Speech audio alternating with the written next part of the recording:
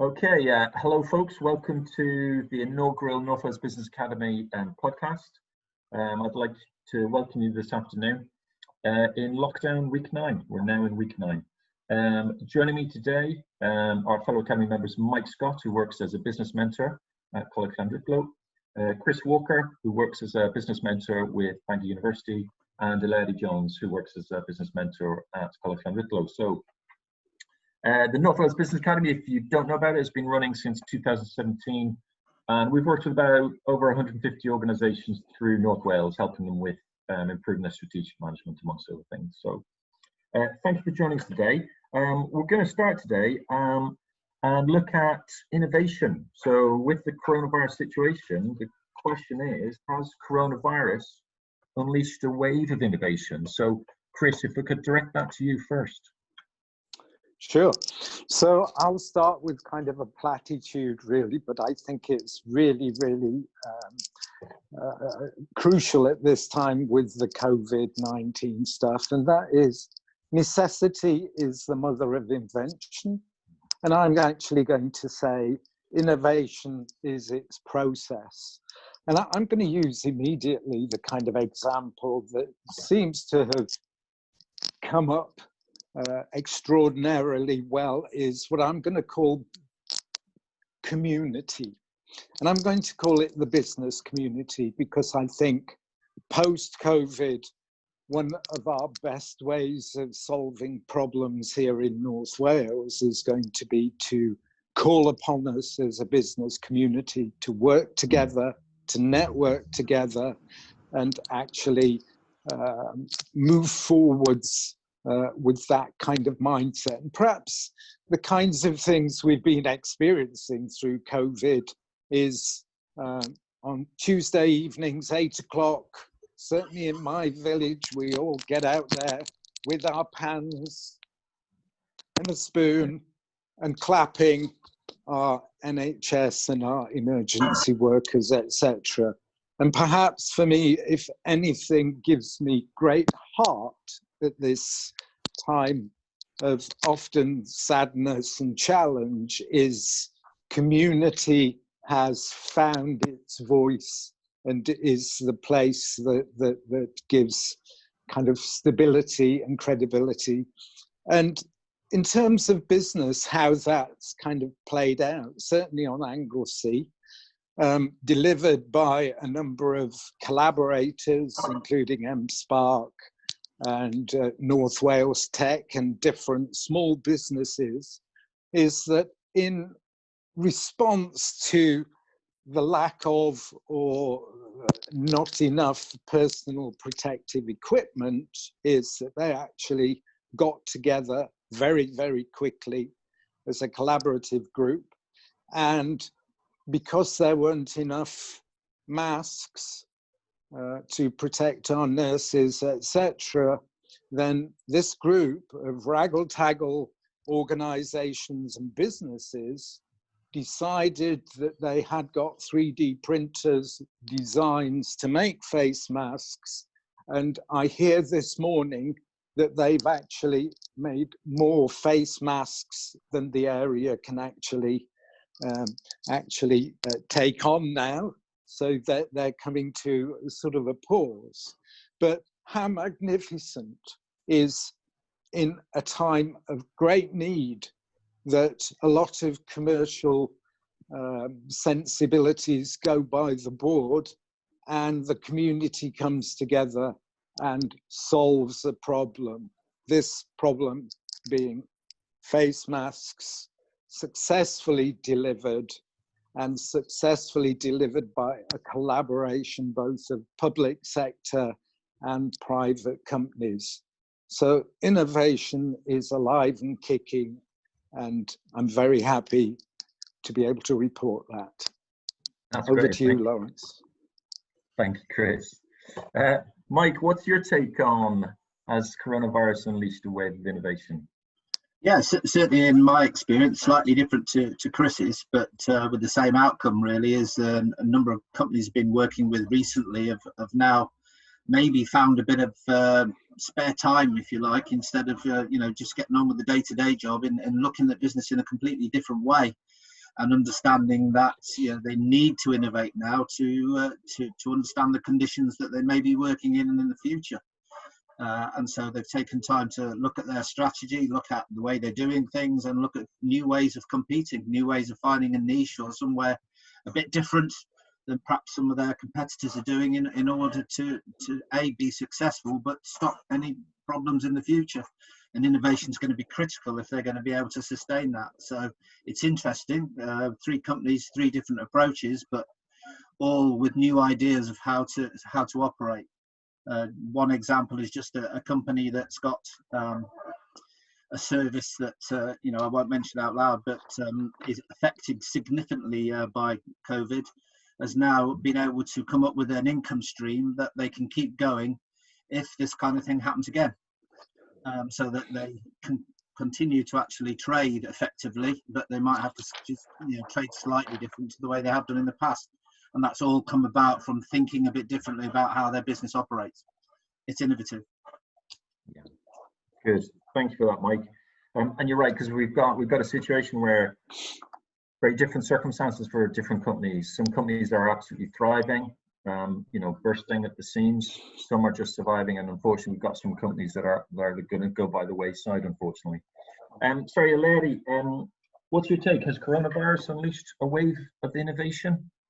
I think a crisis always offers an opportunity for you to look at absolutely everything. And I also think it allows leaders to step up a little bit, looking at their processes, looking at their product, seeing what they're doing well and see if they can adapt that to do something differently, looking very carefully at their systems and also the way we actually work on a daily basis. So I think, yes, it allows you to look at things you may wanted to look at before and possibly problem solve. Yes, definitely. Very good. So, so thank you for that, guys.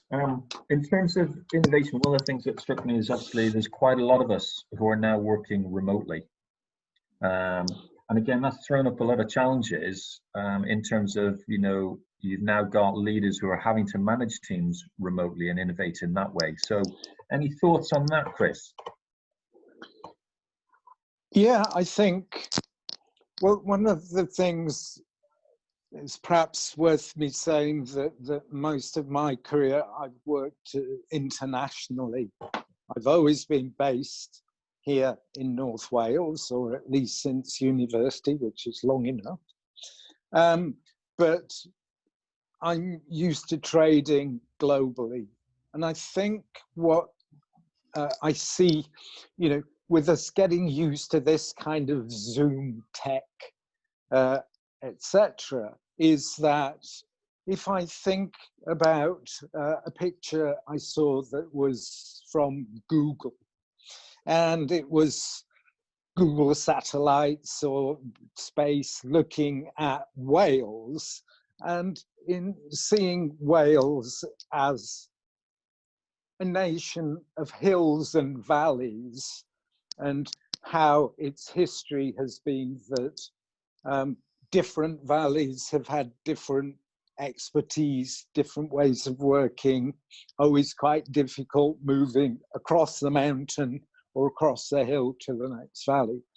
And so my sense is that that's created a mindset whereby we're quite localized in our vision of what's possible and how we might conduct our business. And I suppose because we've got used to, or more used to, the tech that enables connectivity, and as we've seen, we've not had to get into our cars, into our aeroplanes, etc., to go to meetings and conduct business. We've been able to do it in the comfort of our own office or home.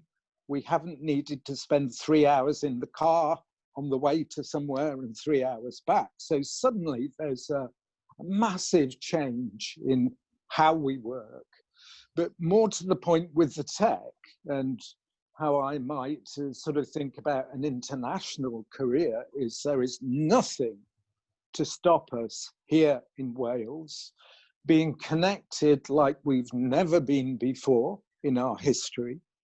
And that means that rather than just looking to the next town, the next city, we can actually with confidence look at the global market and actually start to move towards changing our business, or at least our customer segments and where they are and where they're located.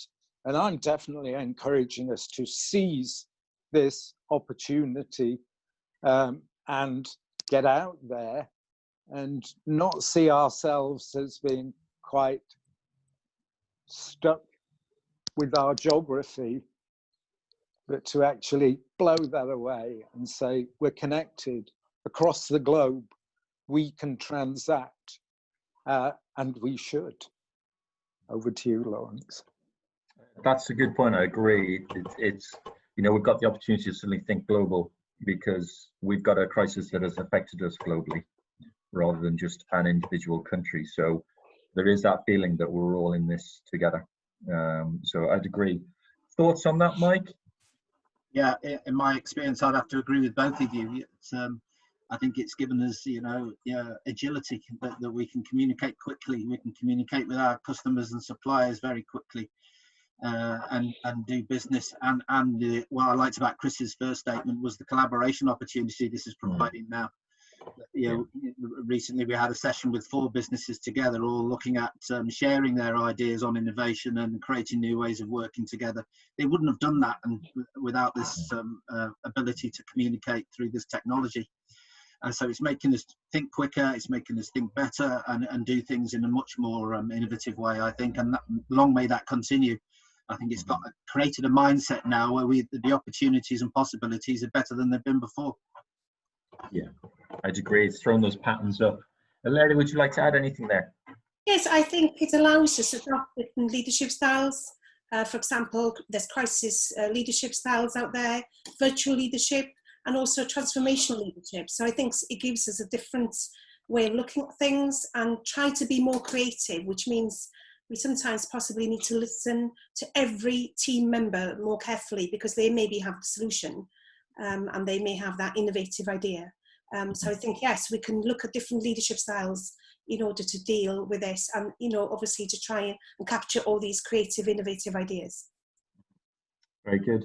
And then what's folks' experience being, because we're having a lot more of these virtual meetings now. So compared to when we used to have the traditional face-to-face, we've still got little glitches with the tech, but the virtual meetings, it's allowing us to meet more. Potentially we can have people from the other side of the world, Cork even, but are the virtual meetings, how are they different to our face-to-face, are you finding?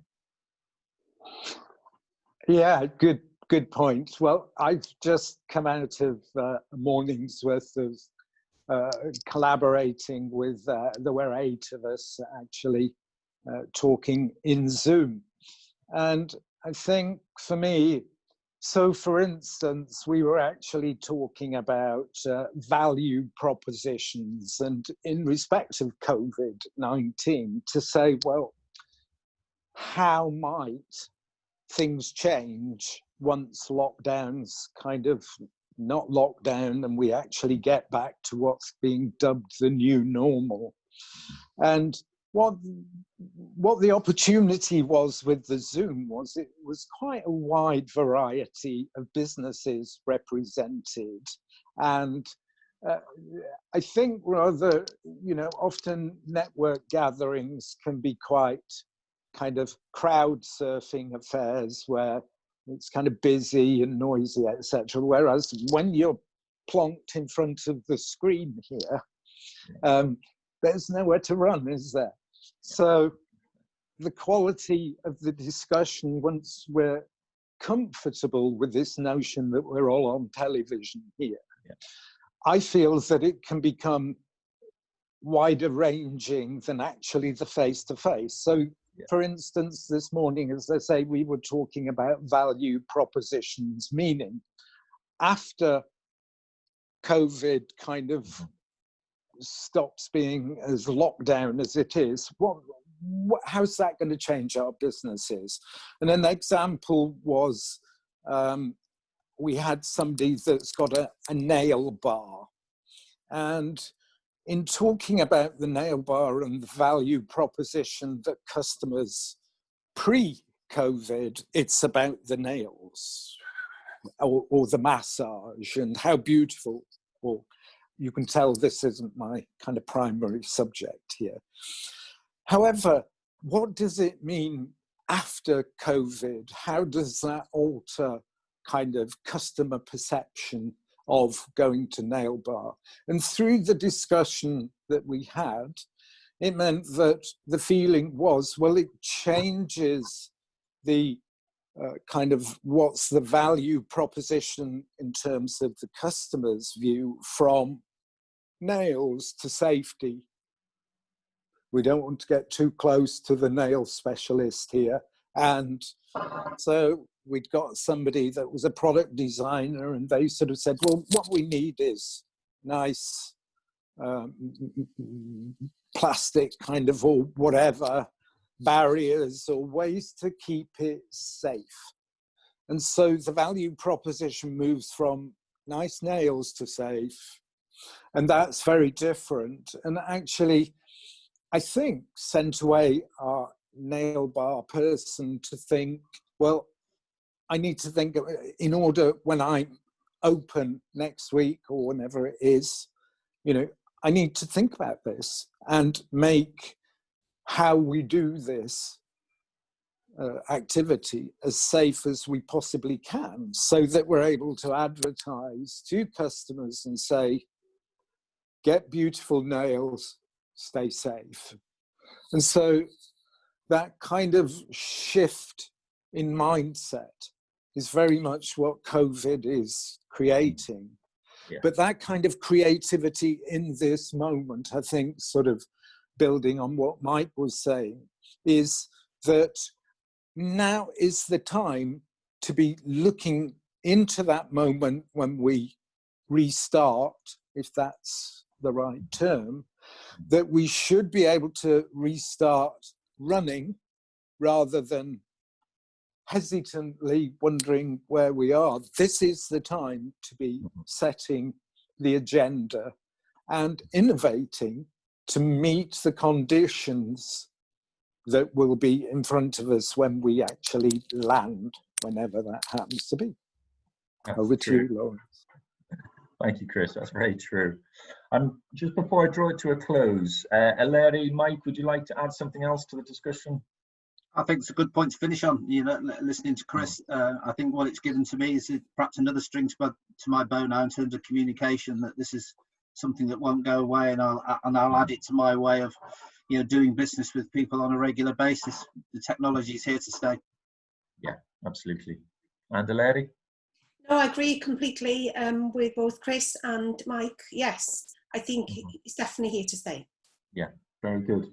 Well, on behalf of my colleagues, thank you very much, everyone, for joining us here today. This is the first podcast we've done. Our second one, we're going to be looking at the theme of mentoring. We've been in the fortunate position to work with, as I said, over 150 businesses in North West Wales on the North Wales Business Academy.